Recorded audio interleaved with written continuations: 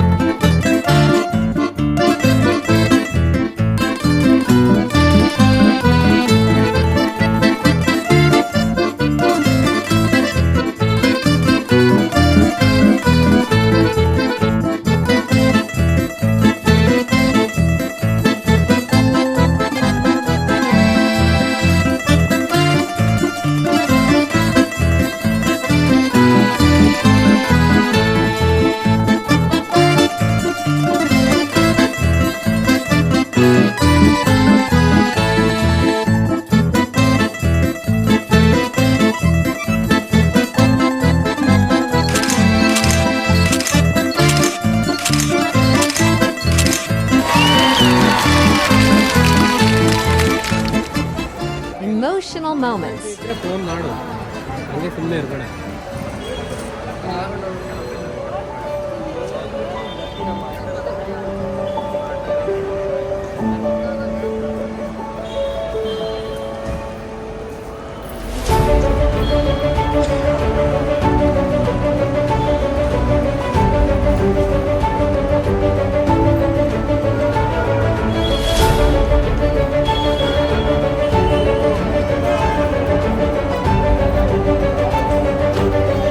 Participe au film.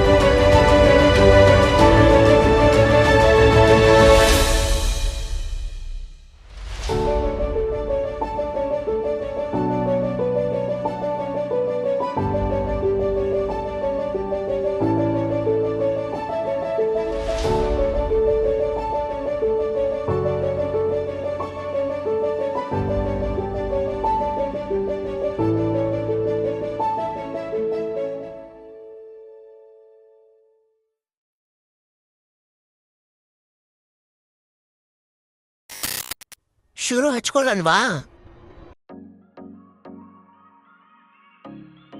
ಎಲ್ಲರೂ ಹೇಗಿದ್ದೀರಾ? ಎಲ್ಲರೂ ಚೆನ್ನಾಗಿದ್ದೀರಾ ಅಂತ ಭಾವಿಸ್ತಿದ್ದೀನಿ. ನಾವಿವಾಗ ಚೆಕ್ ಇನ್ ಬ್ಯಾಗೇಜ್ ಕೌಂಟರಲ್ಲಿದ್ದೀವಿ. ಬನ್ನಿ ಹಾಗೆ ಮುಗಿಸ್ಕೊಂಡು ಒಳಗೆ ಹೋಗ್ತಾ ಇರೋಣ. ನನ್ನ ಮಗಂದು ಒಳಗೆ ಏನಾಗೋಯ್ತಂದ್ರೆ ಆ್ಯಕ್ಚುಲಾಗಿ ಅಲೋ ಇರೋದೇ 40 kg ಬ್ಯಾಗೇಜ್. ಸರಿ, ಎಕ್ಸ್ಟ್ರಾ ಒಂದು 10 kgಗೆ ಒಂದು 10,000 ಆಗುತ್ತೆ ಅಂದ್ಕೊಂಡಿದ್ದೆ. ನೋಡಿದ್ರೆ 25,000 ಅಂತೆ 10 kgಗೆ ಗಲ್ಫ್ ಏರಲ್ಲಿ. ಸೊ ನಾನೇನು ಮಾಡಿದೆ, ಅಲ್ಲಿ ಕೌಂಟರಲ್ಲಿರೋ ಆಫೀಸರ್ನ ರಿಕ್ವೆಸ್ಟ್ ಮಾಡಿದೆ, ಸರ್ ಈ ಥರ ಸ್ಟೂಡೆಂಟ್ ಇದ್ದೀನಿ, ನೋಡಿ ಏನು ಮಾಡ್ಬೋದು ಅದನ್ನ ಮಾಡಿಕೊಡಿ ಅಂದರೆ, 5 kg ಅಟ್ಲೀಸ್ಟ್ ತೆಗೆದುಬಿಟ್ಟು ಒಂದು 5 kg ಇಟ್ಕೊಳ್ಳಿ, 5 kg ಒಂದು 10,000 ಚೇಂಜ್ ಬರುತ್ತೆ, ಅದನ್ನು ಪೇ ಮಾಡ್ಕೊಳ್ಳಿ ಅಂತ ಹೇಳಿದ್ರು. ಸರ್ ಇಲ್ಲ, ನೀವೇನಾದರೂ ಮಾಡಿ ನನಗೆ ಸ್ಟೂಡೆಂಟ್ ಆಫರ್ ಏನಾದರೂ ಕೊಡಿ ಅಂತ ಕೇಳಿದೆ ನಾನು. ಆಗೋದಿಲ್ಲ, ನೀವು 5 kg ತೆಗೆದುಬಿಟ್ಟು ಬನ್ನಿ ಅಂತ ಹೇಳಿದ್ರು.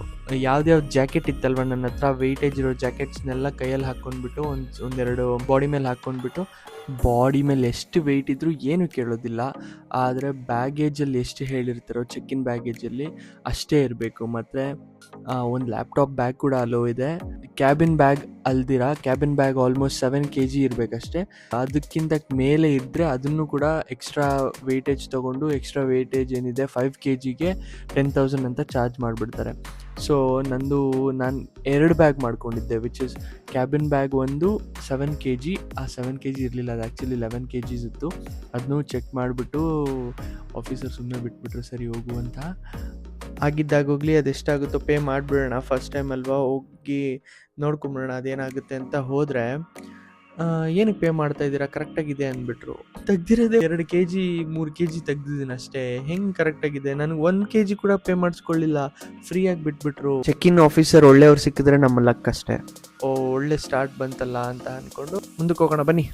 ಆ್ಯಕ್ಚುಲಿ ಟರ್ಮಿನಲ್ 2 ತುಂಬ ಚೆನ್ನಾಗಿದೆ. ಒಳಗೆಲ್ಲ ಲೌಂಜ್ ಆಕ್ಸೆಸ್ ಎಲ್ಲ ಇದೆ. ಮಿನಿಮಮ್ ಅಂದರೂ ಒಂದು 2 hours ಮುಂಚೆ ಬಂದರೆ ಕ್ಲೀನಾಗಿ ಎಕ್ಸ್ಪ್ಲೋರ್ ಮಾಡ್ಬೋದು. ಸೊ ಫ್ಲೈಟ್ ಹತ್ತೋಕ್ಕೆ ಮುಂಚೆ ಇದೇ ವೇಟಿಂಗ್ ಲಾಂಜಲ್ಲಿ ನಾವೆಲ್ಲರೂ ವೆಯ್ಟ್ ಮಾಡೋದು. ಫುಲ್ ವಿಡಿಯೋ ಹಾಕಲಿಲ್ಲ ನಾನು, ಏನಕ್ಕಂದರೆ ವಿಡಿಯೋ ತುಂಬ ಲೆಂದಿ ಆಗಿಬಿಡುತ್ತೆ ಅಂತ.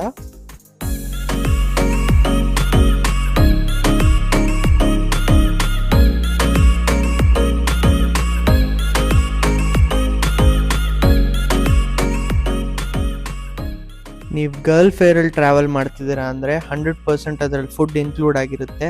ನಾನು ಅದನ್ನ ಓದಿದ್ದೆ, ಬಟ್ ಅಷ್ಟು ಬೇಗ ಊಟ ಕೊಡ್ತಾರೆ ಅಂತ ಗೊತ್ತಿರಲಿಲ್ಲ. ಸ್ವಲ್ಪ ಹೊಟ್ಟೆ ಹಸುವಾಗಿದ್ದ ಕಾರಣ ನಾನು ಅಲ್ಲೇ ಮುಂದೆ ಇರೋ ರೆಸ್ಟೋರೆಂಟಲ್ಲಿ 800 rupees ಕೊಟ್ಟು ಒಂದು ಊಟ ತೊಗೊಂಡ್ಬಿಟ್ಟೆ. ಅರ್ಜೆಂಟಿಗೆ ಮತ್ತೆ ರೈಸ್ ಎಲ್ಲೂ ಸಿಗಲ್ವೇನೋ, ಹೊಟ್ಟೆ ತುಂಬಲ್ವೇನೋ, ಮತ್ತು ಮಾರ್ನಿಂಗ್ ರೀಚ್ ಆಗ್ತೀನಲ್ವಾ.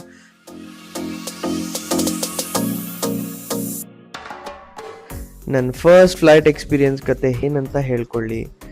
ಒಂದು ಕಡೆ ಖುಷಿ, ಒಂದು ಕಡೆ ಭಯ. ಒಬ್ಬನೇ ಹೋಗ್ತಾ ಇದ್ದೀನಿ, ಯಾರೂ ಇಲ್ಲ, ಅಲ್ಲಿ ಪರಿಚಯ ಇರೋರು ಒಬ್ಬರೂ ಇಲ್ಲ. ಅಲ್ಲಿ ಹೋಗಿ ಹೇಗೆ ಸರ್ವೈವ್ ಆಗ್ತೀನಿ, ಹೇಗೆ ಅಲ್ಲಿ ಇಳ್ಕೊಳ್ತೀನಿ, ಎಲ್ಲ ದೇವ್ರಿಗೆ ಬಿಟ್ಬಿಟ್ಟಿದ್ದೆ. ನನ್ನ ಹಿಂದೆ ಯಾರೋ ಒಬ್ರು ಇದ್ದಾರೆ ಸಪೋರ್ಟ್ ಮಾಡೋದಕ್ಕೆ ಅಂತ ಒಂದು ಸ್ಟ್ರಾಂಗ್ ಬಿಲೀಫ್.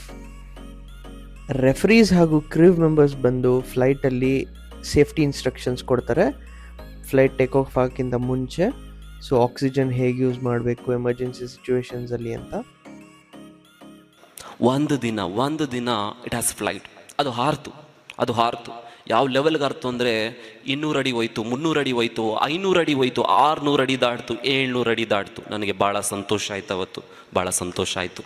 ನಾನೇ ರೆಕ್ಕೆ ಕಟ್ಟಿ ಹಾರುವಷ್ಟು ಸಂತೋಷ ಆಯ್ತು ಅವತ್ತು, ನಾನೇ ರೆಕ್ಕೆ ಕಟ್ಟಿ ಹಾರುವಷ್ಟು. ಅದನ್ನು ನನಗೆ ಇವತ್ತಿಗೂ ವರ್ಡ್ಸಲ್ಲಿ ಹೇಳಲಿಕ್ಕಾಗಲ್ಲ.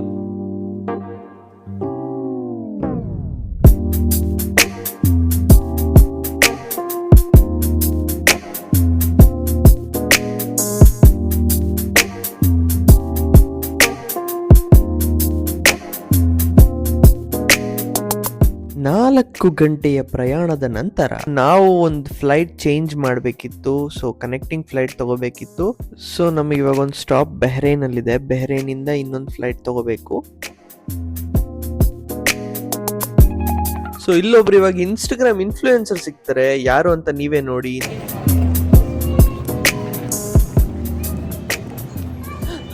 ಅಪರೂಪದ ಭೇಟಿ.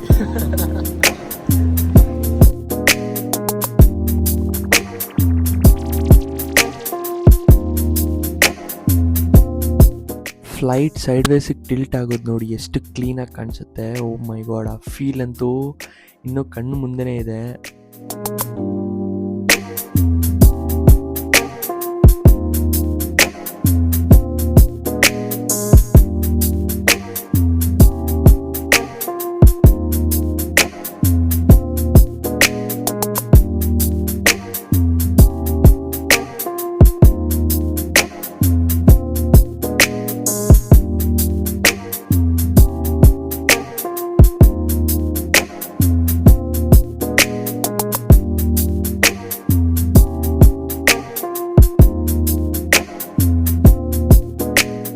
ನಾವು 6 AM in the morning Italy Rome reach ಆದ್ವಿ.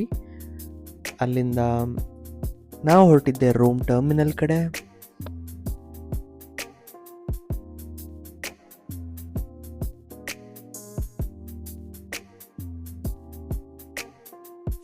ಹೊಸ ಜನಗಳು, ಹೊಸ ಮುಖಗಳು. ಅಯ್ಯೋ ಅಣ್ಣ, ನನ್ ಕೇಳಿ ತಡ್ಕೊಳಕ್ ಆಯ್ತಾ ಇಲ್ಲ ಅಣ್ಣ.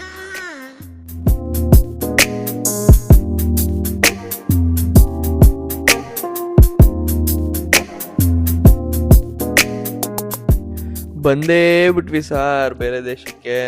ಒಂದು 10 ನಿಮಿಷ ಕುತ್ಕೊಂಡು ಯೋಚನೆ ಮಾಡಿದೆ, ಬೇರೆ ದೇಶದಲ್ಲಿದ್ದೀನಿ ನಾನು ಇವಾಗ, ಏನು ಮಾಡಬೇಕು, ಎಲ್ಲಿಗೆ ಹೋಗ್ಬೇಕು ಅಂತ.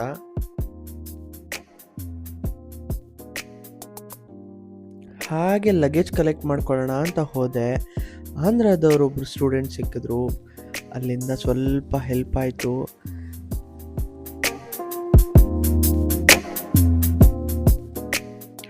ಅಬ್ಬಬ್ಬಬ್ಬಬ್ಬಬ್ಬಬ್ಬ, ಬ್ರಾಡ್ ವ್ಯೂ ಅಂತ ಇವಾಗೇ ಅನಿಸಿದ್ದು. ಫಸ್ಟ್ ಟೈಮ್ ಹೊರಗೆ ಕಾಲಿಟ್ಟೆ. ಹಾಗೇ ಏನಾದರೂ ಒಂದು ಎಕ್ಸ್ಪೀರಿಯನ್ಸ್ ಮಾಡಲೇಬೇಕಲ್ಲ, ತಲೆ ಫಟ್ ಅಂತ ಬಂದಿದ್ದೆ. ಹೌದು, ಇಲ್ಲಿ ಬಸ್ಗಳೆಲ್ಲ ಹೇಗೆ ನಿಲ್ಲಿಸ್ತಾರೆ? ನಾವು ಮಧ್ಯದಲ್ಲಿ ಹೋದ್ರೆ ನಿಲ್ಲಿಸ್ತಾರ ಇವರು? ಮಾಡಕ್ಕೆ ಕ್ಯಾಮ್ ಇಲ್ವಲ್ಲ, ಅದಕ್ಕೆ ಬಂದು ನಿಂತಿದೀವಿ. ಡೌಟ್ ಇತ್ತು, ಟ್ರೈ ಮಾಡ್ಬಿಡೋಣ ಅಂತ ಹೇಳಿ ಸುಮ್ಮನೆ ನಿಂತ್ಕೊಂಡೆ, ನೋಡೋಣ ನಿಲ್ಲಿಸ್ತಾರ ಅಂತ. ನಿಲ್ಸೇ ಬಿಟ್ರು ಬ್ರೋ.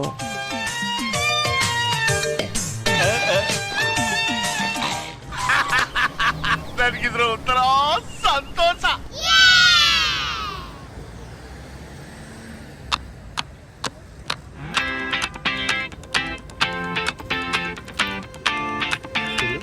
రోమన్ టర్మినల్ స్టేషన్ పేరు. Yes, okay. ఏ స్టేషన్ కావాలంటే ఆడ సెర్చ్ చేసుకోండి.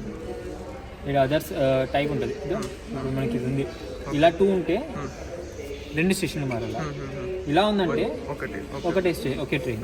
ఇది లియోనార్డో ఎక్స్ప్రెస్, 14 euros ఇది తీసుకో.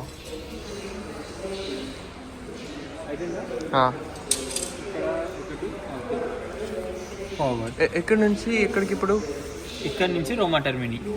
టికెట్ వచ్చింది. ఓకే, ఇది నీ టికెట్. ఓకే, చేంజ్ వస్తుంది.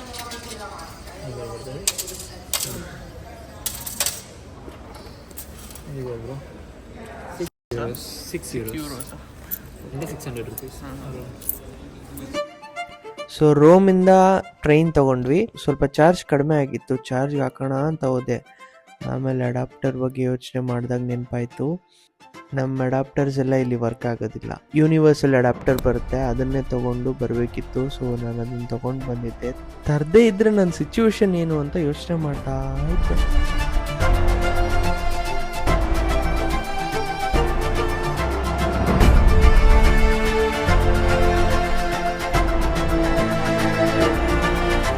ಫಸ್ಟ್ ಟ್ರೈನ್ವರೆಗೂ ಎಲ್ಲ ಚೆನ್ನಾಗೇ ಇತ್ತು.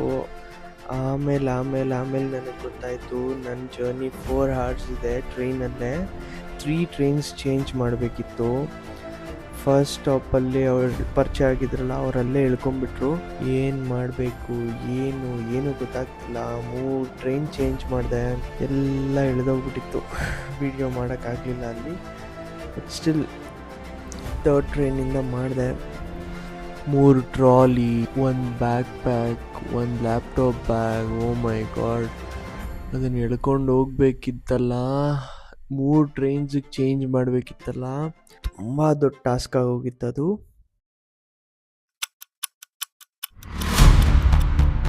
ನಾನು ಇಷ್ಟೊತ್ತು ನಿಮಗೊಂದು ವಿಷಯ ಹೇಳೋದೇ ಮರ್ತೋಗ್ಬಿಟ್ಟೆ. ನಾನು ಸಿಟಿ ಏನೋ ರೀಚ್ ಆಗಿದ್ದಾಯಿತು, ಬಟ್ ಯಾವುದೇ ಅಕಾಮಿಡೇಷನ್ನ ನಾನು ಬುಕ್ ಮಾಡಿರಲಿಲ್ಲ. ನಾನು ಏನು ಬುಕ್ ಮಾಡಿರಲಿಲ್ಲ. ಡೈರೆಕ್ಟಾಗಿ ಬಂದು ಯೂನಿವರ್ಸಿಟಿನೇ ನನಗೆ ಅಕಾಮಿಡೇಷನ್ ಕೊಡ್ತೀನಿ ಅಂತ ಮೇಲ್ ಮಾಡಿದರು. ಸೊ ಅದನ್ನು ನಂಬ್ಕೊಂಡು ಬಂದ್ಬಿಟ್ಟಿದ್ದೆ. ಅದ್ರ ಡೆಡ್ಲೈನ್ ಕೂಡ ಕ್ಲೋಸ್ ಆಗಿತ್ತು. ಬಟ್ ಸ್ಟಿಲ್ ನಾನು ಎಕ್ಸ್ಟೆನ್ಷನ್ಗೆ ರಿಕ್ವೆಸ್ಟ್ ಮಾಡಿ ನಾನು ಬಂದಿದ್ದೆ, ಏನಾದರೂ ಆಗೋಗ್ಲಿ ಅಲ್ಲೋಗಿ ನೋಡ್ಕೊಳ್ಳೋಣ ಅಂತ. ಬಟ್ ಇಲ್ಲಿಗೆ ಬಂದಮೇಲೆ ಯೂನಿವರ್ಸಿಟಿ ಕ್ಲೋಸ್ ಆಗೋಗಿತ್ತು ಬ್ರೋ. ಏನು ಮಾಡೋದು, ಎಲ್ಲೋಗೋದು, ರೂಮ್ ಬುಕ್ ಮಾಡಿಲ್ಲ. ಪರ್ ನೈಟ್ ಚಾರ್ಜ್ ಮಾಡ್ತಾರೆ ಆಲ್ಮೋಸ್ಟ್ 5,000 to 10,000. ಎಲ್ಲೂ ಸಿಗ್ತಾ ಇಲ್ಲ ರೂಮ್ ಕೂಡ. ಪಟ್ ಅಂತ ಪ್ರೊಫೆಸರ್ಗೆ ಒಂದು ಮೇಲ್ ಮಾಡಿ ಯೂನಿವರ್ಸಿಟಿ ಕಡೆಯಿಂದ ಒಬ್ಬರು ಸೀನಿಯರ್ನ ಕಾಂಟ್ಯಾಕ್ಟ್ ಮಾಡಿ ಅವ್ರನ್ನ ಕರೆಸ್ಕೊಂಡೆ. 2.5 hours 3 hours ಸ್ಟೇಷನಲ್ಲಿ ವೆಯ್ಟ್ ಮಾಡಿದ್ದಾದ್ಮೇಲೆ ಬಂದರು. ಹೇಳ್ಕೊಳ್ಳೋದಕ್ಕೆ ಆಗ್ತಿಲ್ಲ.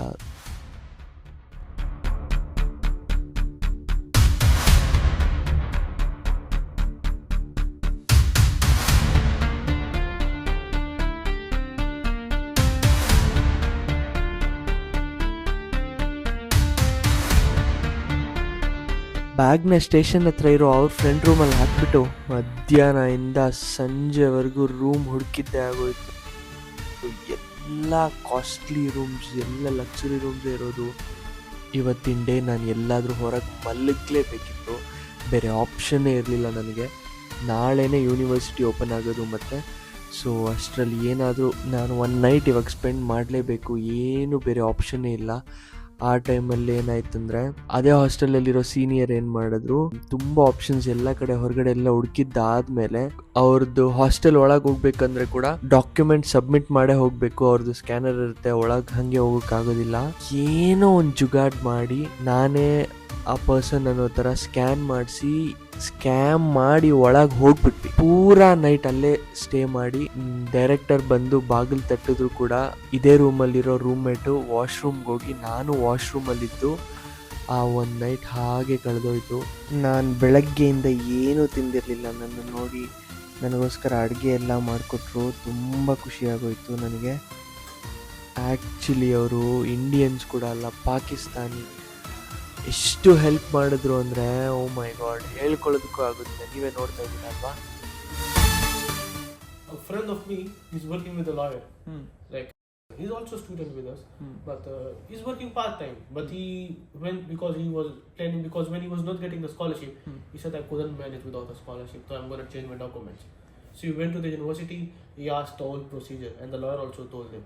And they said, yes, just bring the Nula stamp, we're going to give you the document, don't worry. And then he said, yes, police. What is your pure, like after completion of your bachelor's you want No, to... like according to me, I will have 3-4 options with me. Like the very first option will be to search a job. Like when you finish your degree, they give you a grace 1 year period. A year visa free. Yes. It's free visa. Like you go search for the job, do internships, do whatever you want. Okay. Even if you want to visit. But it's up to you. Like the purpose of that is to go search the jobs. Like if you find a particular job, they're going to give you the contract, and then you're going to work with the work visa, and then you're going to renew contracts and find better go like that. Okay. That's the very first option. This requires a bit hard work. The second option, the most safe option, start your masters. For us, start your masters. And the third option is that like 80% of which I think I'm going to do is like after completing my degree, I'm going to go to Dubai with my uncle. Great. To start the business or whatever he wants to support me. Like everybody has a own goals. Everybody has a own plan. What are your goals? You want to complete the degree? Find a good job and start.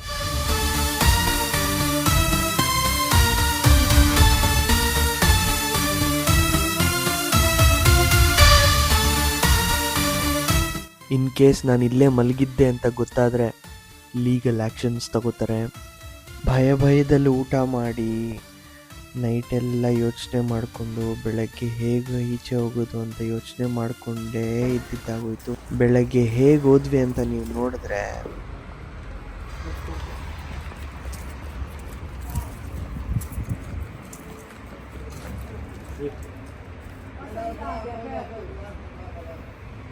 Go straight, don't stop.